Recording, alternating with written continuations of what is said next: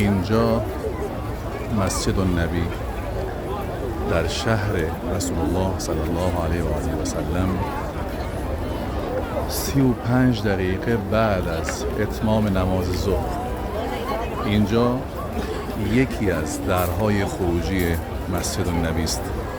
این در شماره 310 حدوداً 70 تا در داره مسجد النبی و این سیل جمعیت رو و این فوج جمعیت رو که از هر سمت و سوی دارن خارج میشن و خیابان رو مملو از جمعیت میبینید تنها یک گوشه از 70 گوشه مسجد النبی است. آرزو میکنم همتون اینجا باشید و این شور و شوق و اشتیاق و عاشقی رو اینجا ببینید. فوج و گروه مردم دارن خارج میشن. یه چیزی که انسان رو اینجا خیلی خوشحال میکنه اینه که ما وقتی در محل خودمون اکثر ماها زندگی میکنیم میگیم الان یه کسی خدا رو نمیپرسته، الان یه کسی دنبال رو دین نیست، الان یه کسی دنبال رو محمد صلی الله علیه و آله و سلم نیست. اما اینجا دقیقاً برعکسه. اینجا کسی غیر خدا رو نمیخونه. اینجا کسی غیر از پیامبر صلی الله علیه و آله و سلم شوق دیگه نداره. اینجا کسی غیر از رسیدن به مسجد النبی و برکت مسجد النبی و استفاده از حضور در این نماز هزار برابری چیز دیگه واقعا تو ذهنش نیست.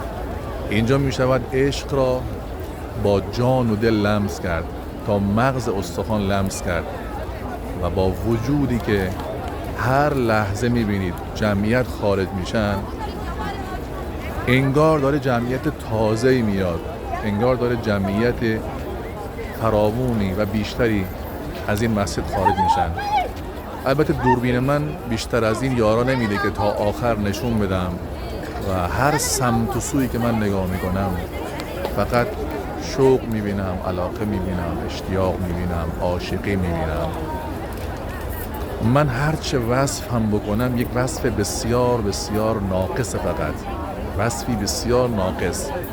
دوربین من فقط یکی از درها رو نشون میده، نه 70 تا در مسجد النبی. و ببینید خیابان‌های منتهی به این سمت رو همش مملو از جمعیت. هر سمتی که نگاه میکنید تا چشم کار میکنه داره جمعیت گذر میکنه. الان 40 دقیقه بعد از نماز ظهره. امیدوارم که خدا به همه شما توفیق بده اینجا باشید، اینجا ببینید. لمس کردنش، دیدنش، احساس تنهایی دیگه به آدم دست نمیده. ما در محل خودمون همه احساس میکنیم تنهاییم، کسی نیست و کسی کنارمون نیست. اینجا با زبانهای مختلف از کشورهای مختلف، با تیپ و قیافه های مختلف، اما همه یکسان، همه برابر، همه مثل هم فکر میکنن و اینقدر این صحنه ها زیباست، این صحنه ها جذابه که هیچ وقت آدم دوست نداره تمام بشه. متاسفانه از یک جهت، خوشبختانه از جهت دیگه، متاسفانه امروز آخرین نمازی است که ما در مسجد النبی هستیم و این شور و اشتیاق عجیب رو دیگه باید کنار بذاریم. اما خوشبختانه امروز اولین روزی است که میخوایم وارد مکه بشیم، در کنار خانه خدا باشیم و اونجا سیلی جمعیت عظیمتر و زیباتر رو خواهیم دید. آرزو میکنم که همه شما اینجا باشید، همه شما اینجا باشید، همه شما اینجا باشید و ببینید بندگانی که خداجو هستند، نه کار به زبان دارن، نه کار به جنسیت دارن، نه کار به فقیر و پولدار بودن دارن. اینجا همه یک ندا دارن، ندای خداست. اینجا همه یک ندا دارن، ندای محمد صلی الله علیه و آله و سلم. اینجا همه یک آرزو دارن، آرزوی رسیدن به مسیر بهتر برای کسب اعتبار و جایگاه نزد الله باری تعالی. اینجا همه میبینید دعا میکنن، از خدا میخوان، احساس میکنن به خدا نزدیکترن، احساس میکنن خدا دقیقاً کنارشونه. گرچه خدا همه جا کنار آدم ها هست، کنار بندگانش هست، ولی اینجا شخص احساس میکنه که قدم هایی رو برداشته، هزینه هایی رو انجام داده و فکر میکنه اینجا دقیقاً میشود با خدا بهتر، آرامتر، زیباتر، شیواتر و دقیق‌تر حرف زد. دعا میکنم برای همه شما، برای همه کسانی که این تصاویر رو میبینید، خدا اینجا نصیبتون بکنه به همراه خانواده هاتون. حس خوب رو اینجا، حس ناب رو اینجا، حس زیبا رو اینجا از دست ندید. این حسی که شاید وصفش فقط گوشه‌ای درصدی باشه از چیزی که ما میبینیم. این وصفی که فقط باید باشیم اینجا تنه به تنه با همه نمازگزارانی که خارج میشن. اینقدر تنه به تنه میشه ولی کسی اعتراض نمیکنه.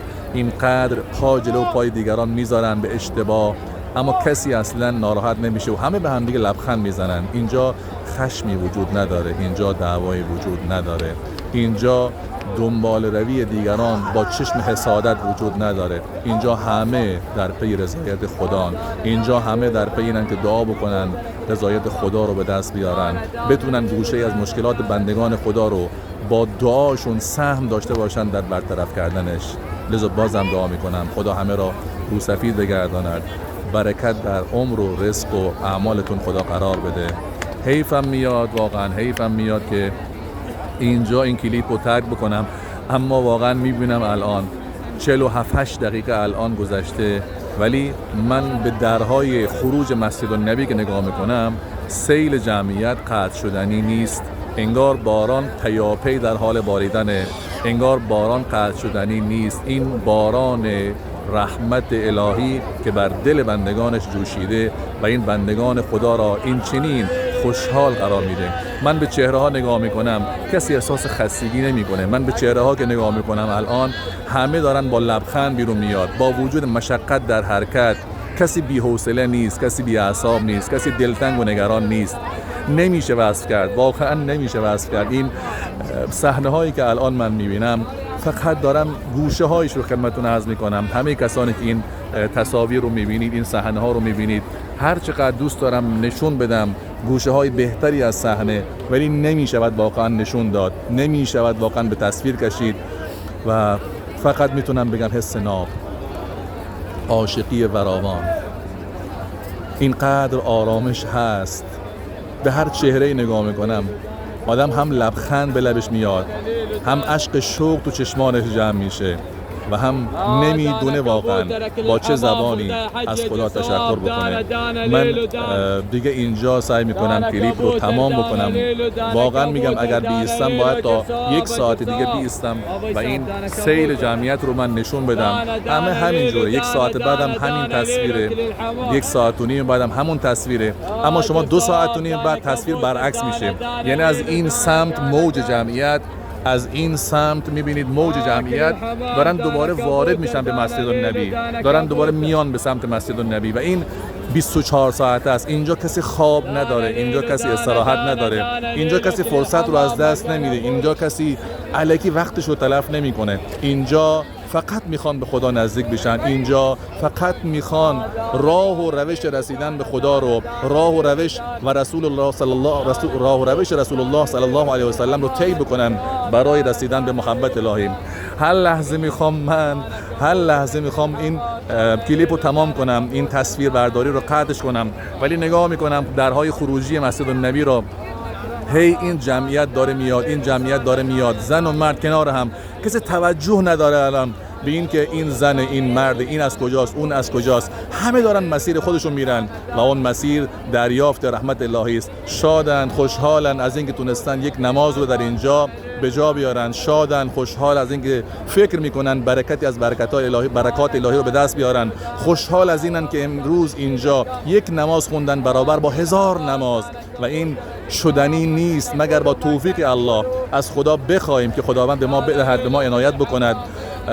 واقعا نمیتونم ترک بکنم اینجا رو، این صحنه ها رو، این صحنه های زیبا رو، این صحنه های حیرت انگیز رو، این صحنه های چشم نواز و دلفریب رو واقعا و لذت میبرم، کیف میکنم. زبان من البته خیلی خیلی کوتاه‌تر و قاصرتر از اینه که بتونم تصویر زیبایی رو برای شما به تصویر بکشم، نشان بدم، نمایش بدم، ولی واقعا فقط میتونم بگم خدایا شکر بر همه نعمتات. اینجا اسلام رو به زیبایی میبینیم، اینجا پیامبر صلی الله علیه و آله و سلم رو، برکت حضور رسول الله صلی الله علیه و آله و سلم رو به عینه میبینیم همه فریاد میزنن یا رسول الله یا رسول الله، السلام علیک یا رسول الله، و اینقدر شوق، اینقدر عشق میبینیم که نمیتوان چیز دیگر رو مشاهده کرد. من یک لحظه از این سمت میروم در سمت دیگر، خیابانی که در اینجا کنار مسجد النبی وجود داره و چند در رو به هم متصل کرده، این خیابون رو هم به شما نشون خواهم داد. اینجا در واقع 1 ساعت، الان شاید نزدیک به 1 ساعت از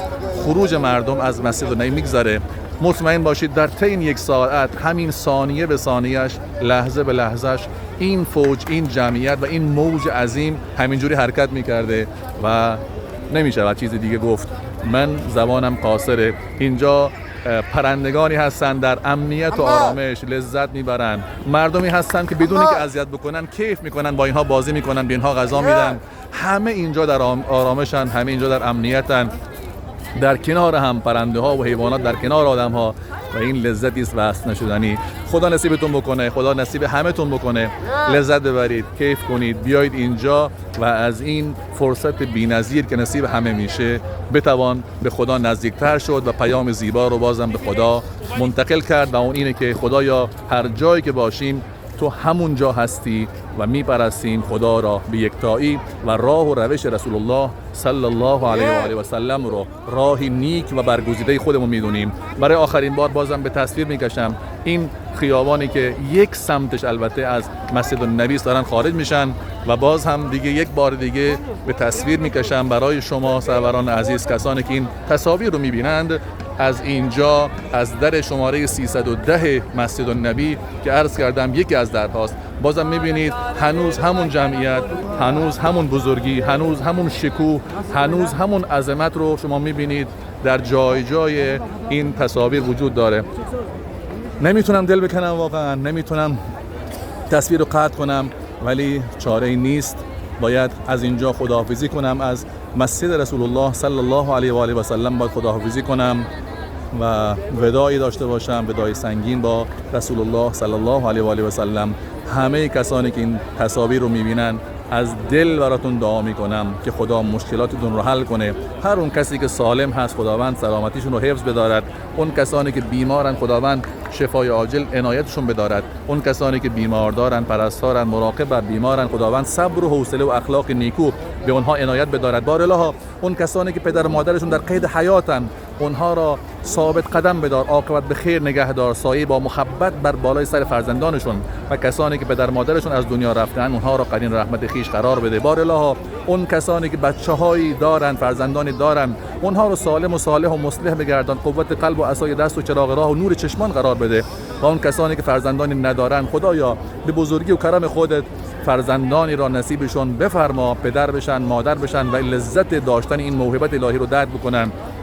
اون کسانی که بارالله از همدیگه فاصله گرفتن، زن و شوهرایی که، پدرها و بچه‌هایی که، خواهر برادرایی که، اقوام و همسایه‌هایی که دلشون نسبت به همدیگه چرکین شده، بارالله دلهاشون رو به همدیگه نزدیک بگردان که تو صاحب قلوبی، تو دلها رو به هم گره میزنی، به همدیگه نزدیک میکنی و برکت رو در زندگی همه قرار بده.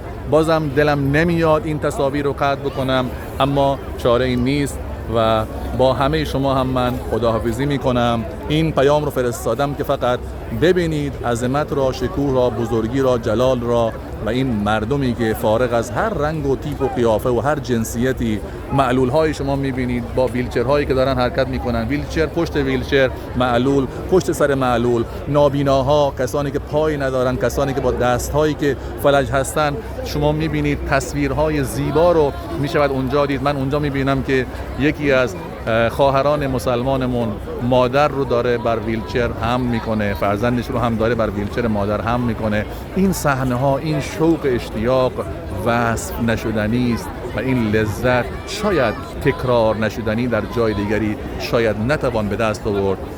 خدا رو شاکرم بر این نعمت بزرگ، خدا رو شاکرم بر این موهبت بزرگ، خدا رو شاکرم بر این هدیه بزرگ. شما رو به خداوند منان میسپارم و السلام علیکم و رحمت الله و برکاته.